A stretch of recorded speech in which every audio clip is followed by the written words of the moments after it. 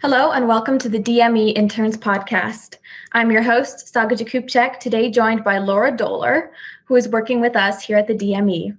In today's podcast, we aim to highlight her unique experience with the State Department. Lora, it is great to have you on our podcast. Good to be here. Thank you.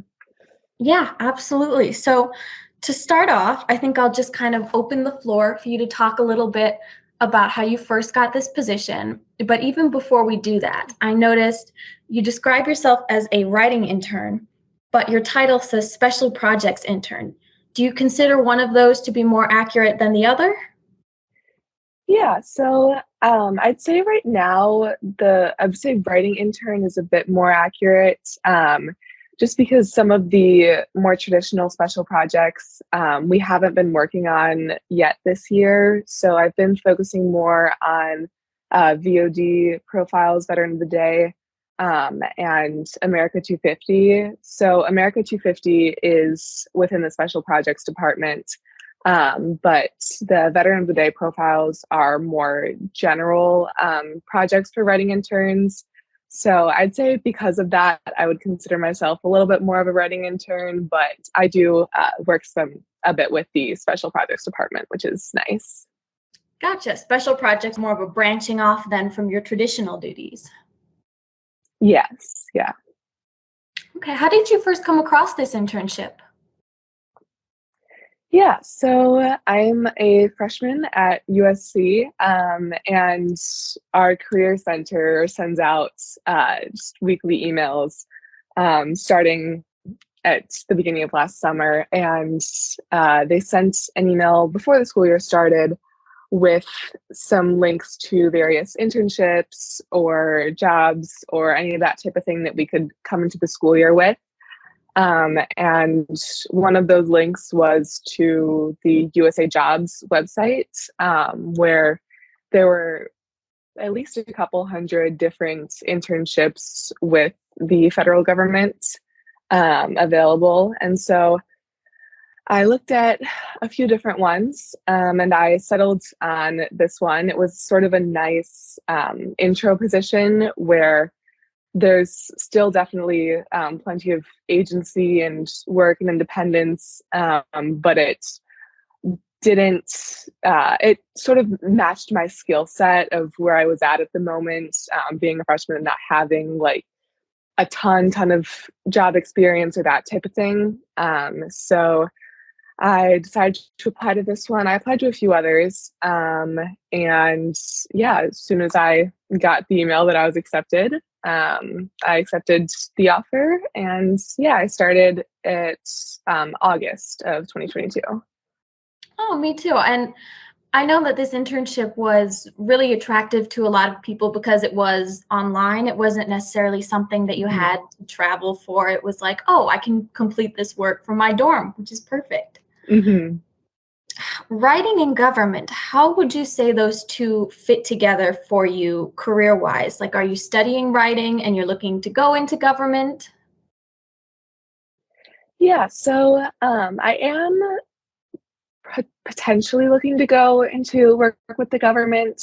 I'm currently on a pre-law track, so that's sort of a easy, typical path, I feel, of law school to government. But I think the writing with that, I'm not any type of like English major, that type of thing, but both being on the pre-law track and then also an honors program that I'm in at my school that's very writing intensive. Both of those combined sort of make writing a pretty big focus of at least my education right now.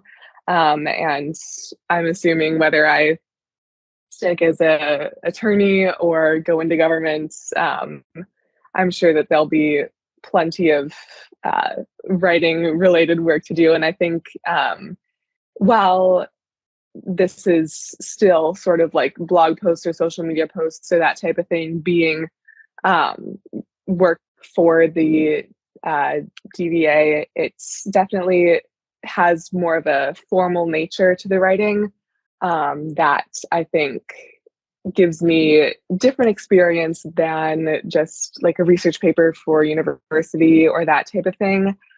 So I think the writing experience there, and then of course having experience with the government, is, especially at this position, which is still very like intro level. I feel sort of like I'm dipping my toe in the water, and getting a little bit of just a foot in the door to understand sort of what it would be, working for the federal government, and sort of using this as, a stepping off point to, being a bit more involved throughout college and eventually in my career as well. So yeah, it's very much, just setting me up for success, I feel, in both of those areas. I would definitely have to agree there, especially in terms of how useful writing is to basically every career, even just Mhm. posts on social media, they have to be phrased just right so that they get the message across. I mean, with the podcast, even, we're constantly worried about like, okay, we need to make sure we get our facts straight. We need to have things, laid out ahead of time. I mentioned a ton of notes, but it sounds like you're Yeah. absolutely on the right track. Yes, yeah. Lora, I have to say, you are the super candidate that everyone is afraid of. You're on track to law. You've got an internship with the State Department. You're like a writing intern. It is terrifying. It is absolutely terrifying, but it's brilliant for your career. Moving on to what you actually do here, what does your day-to-day kind of look like?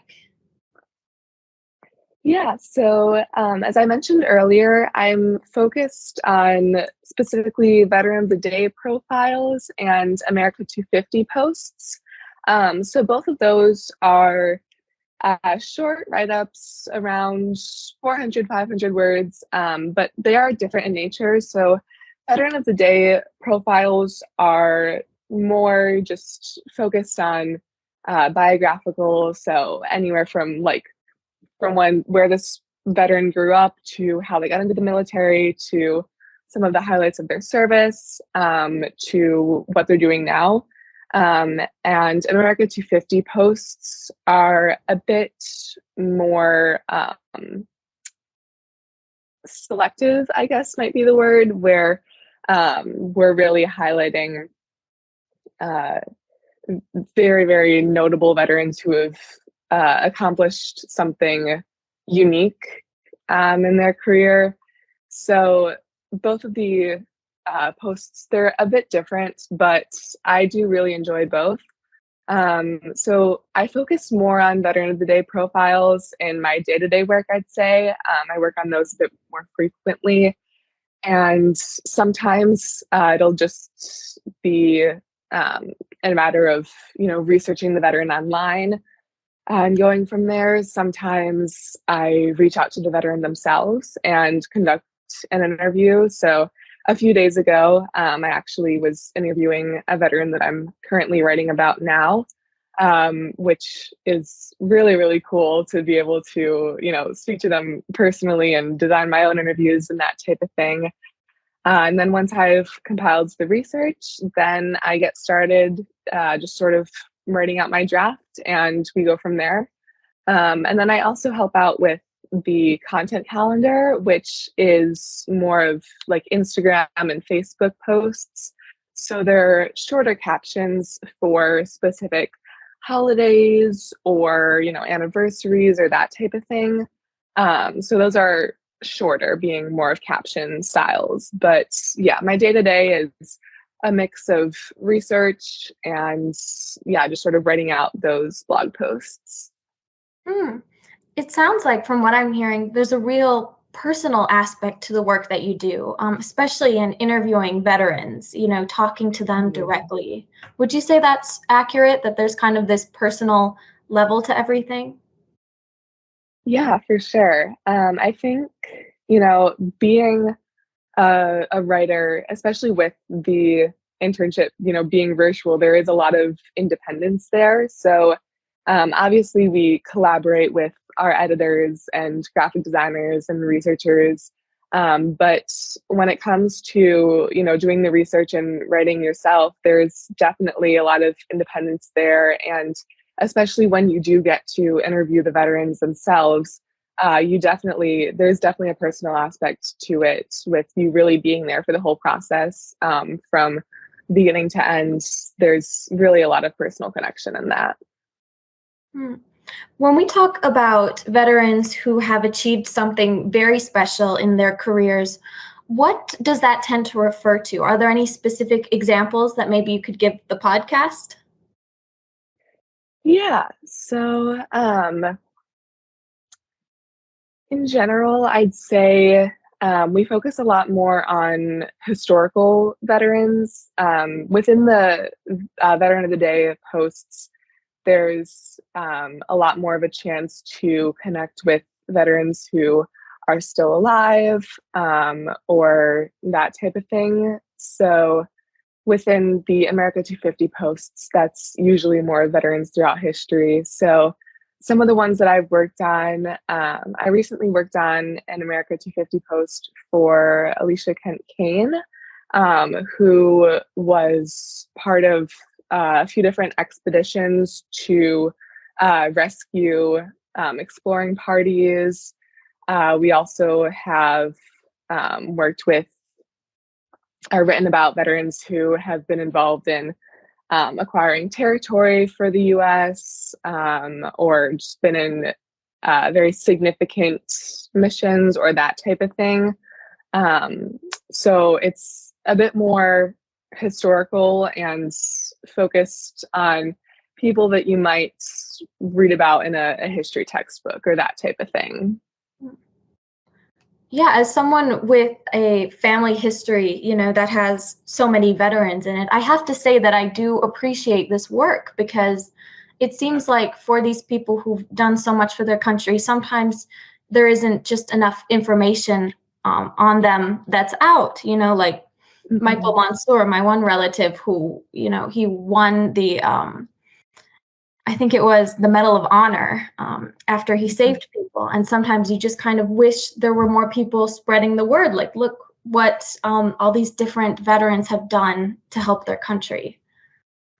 Yeah, I think that's something that's especially meaningful to me about the Veteran of the Day posts, because a lot of it is, people that there isn't a lot of information about them online, especially in the interviews where, or in the posts that I've interviewed veterans, a lot of the time there isn't any information about them online. And, when you're conducting the interviews and speaking to the veterans, you learn all of this incredible information about the work that they've done.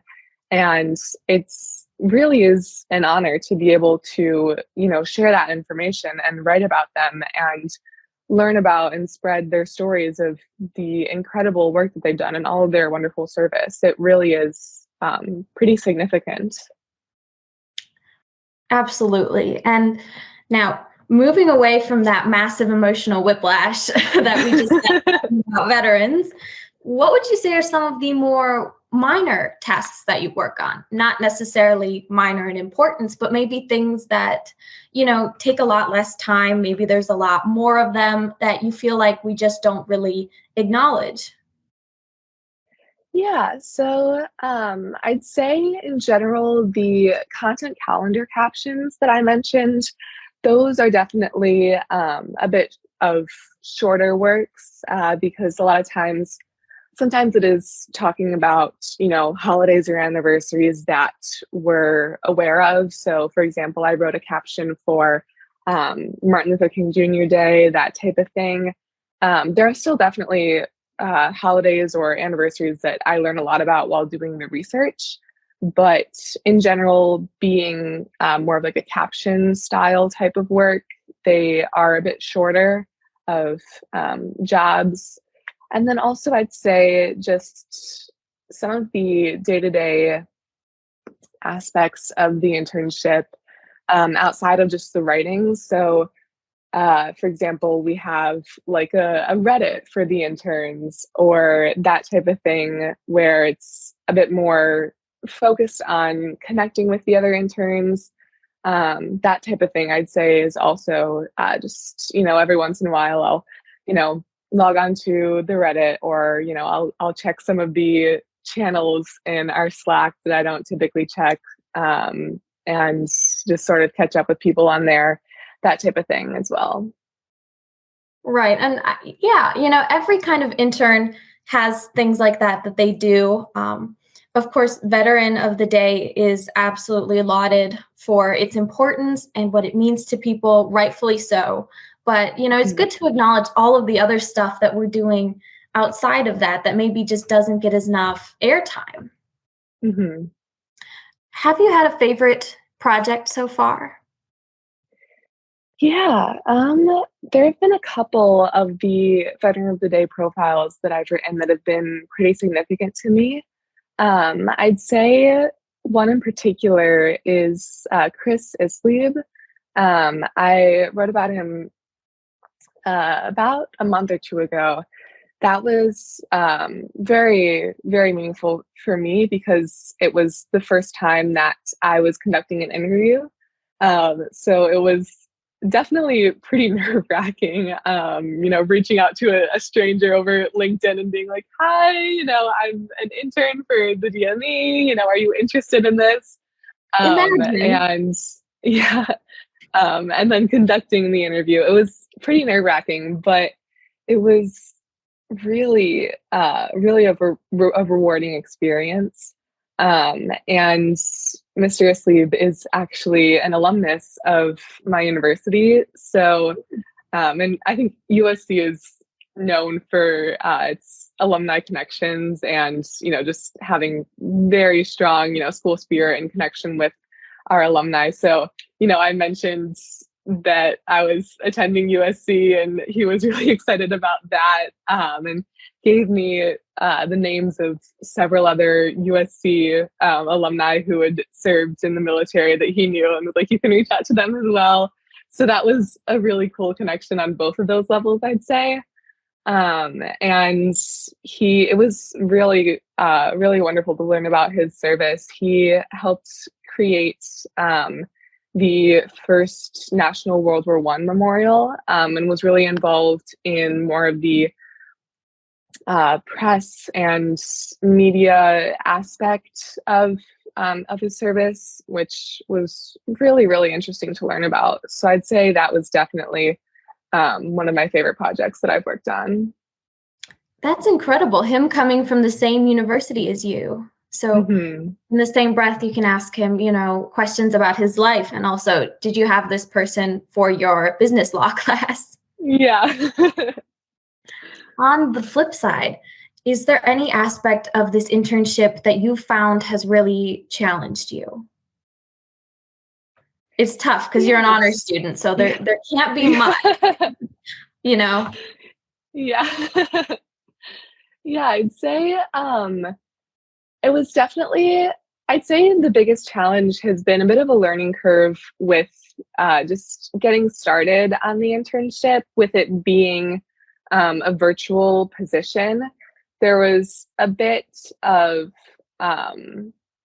difficulty just sort of getting used to the idea of, doing all of this work on my own and having, the only connection be, having like online connection with my fellow interns, which, over time I've gotten to really appreciate the value of, having Slack and LinkedIn and all of these places where I can connect with, hundreds of people across the country. But there was definitely a bit to get used to of, not working on things with other people in person and having a lot of independence as well. As I mentioned earlier, with the process of being a writing intern, you really are, kicking off the project and seeing it all the way through. So a lot of times you are researching and proposing veterans to write about. So, just going online and, seeing if there's anyone that's recently been mentioned in the news, or seeing if you can find a podcast or anything like that to,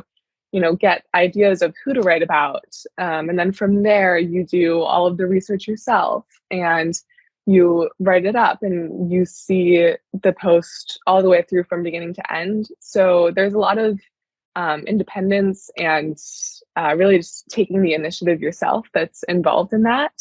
And so I'd say that was definitely a bit of a challenge at the beginning, just to sort of be comfortable with the idea of, I'm a brand new intern, I've been here for a week and I'm, proposing this and seeing this project all the way through. It felt like a lot of independence at the beginning, but I've really, really come to appreciate it. And I think it's one of the most rewarding aspects of the internship, but it was definitely a challenge at the beginning. Well, it's good to hear that it's become so rewarding. I think everyone had that 2-week period at the start of their internship where we were like, what's Slack? How do I type this message? What's this channel? What am I doing? Do you have a person who kind of works, I don't want to say works above, but kind of is acts like a satellite and just sort of hovers around, monitors your work? Or are you kind of on your own little island and it really is up to you to make sure that, you know when these things are being submitted or, what needs to go where? Yeah, I'd say there definitely is a lot of independence and accountability of keeping yourself up to date on that type of thing. But we do have department heads or people that are a bit more experienced than us, have, maybe a year or more of experience in the internship that you can reach out to for any type of questions that you have, whether it's big or small. And when we submit weekly reports every Thursday where we sort of outline the work that we've done that week. And every week you have an opportunity to ask questions, which is really, really helpful. And even just, reaching out to people on Slack, that's, a super normal thing of just reaching out to your DHs or DOs and just asking them any little questions that you have about, formatting or, what order to go about things or any of that type of thing. And everyone at the internship is super, super welcome to receiving and answering questions and helping you out. So I'd say while there is definitely a lot of individual initiative and accountability, there are a lot of people who are more than willing to support you in whatever way that you need, especially when you're first starting out and there is that confusion of what is going on, what am I doing? Everyone's really, really there to support you and to guide you along so that you can feel comfortable taking that initiative yourself. So I'd say that was really, really helpful and just reassuring to have, those people in your corner that you can reach out to even if you just want to double check something. They're always there to support you, which is really nice. I think that's been one of the best realizations that I've had while working here. You kind of touched upon it that, despite the fact that we are working within a government organization, everyone here is, very professional, but they're also very incredibly friendly and very helpful. And they use emojis more than you would actually kind of think. Yeah. Now, before we conclude things, I just wanted to kind of touch base. I know that you are a special project / writing intern. You post Veterans of the Day articles, so you're doing a lot of veteran work there. Would you say you work for the State Department or would you say Veterans Affairs? If the State Department hosts the entire internship program, where do you go from there? Yeah, that's a great question. I'd say right now I feel like I work because it is so veteran focused. I do feel like I'm just in I feel like I'm a little bit more focused in the DVA, the Department of Veterans Affairs. But I think